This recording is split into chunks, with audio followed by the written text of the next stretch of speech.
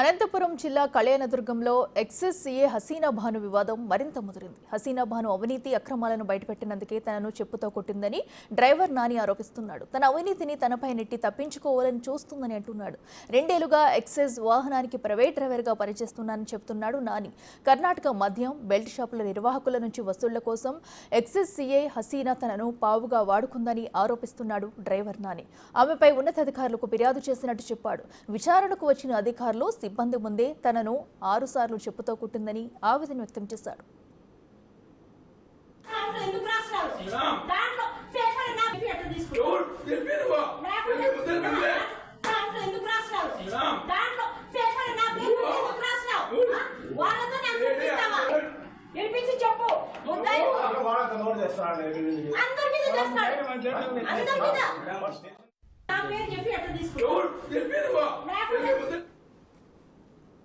Kalyandurg excise స్టేషన్లో 2 ఇయర్స్గా డ్రైవర్గా వర్క్ చేస్తున్నాను.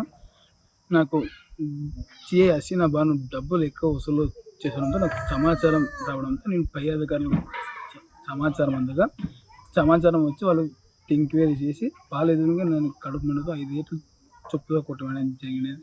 దానికి నేను ఆమె భయపడిచ్చి నన్ను బెంగళూరు చేసింది. నేను రాత్రి నాకు దిగడే వచ్చాను కాబట్టి నేను తెలుసుకొని వచ్చి నేను డిఎస్పీ కంప్లీట్ చేస్తాను. పోయి నాకే అధికారులందరూ కూడా నాకు సాయం చేయాలని కోరుతున్నాను.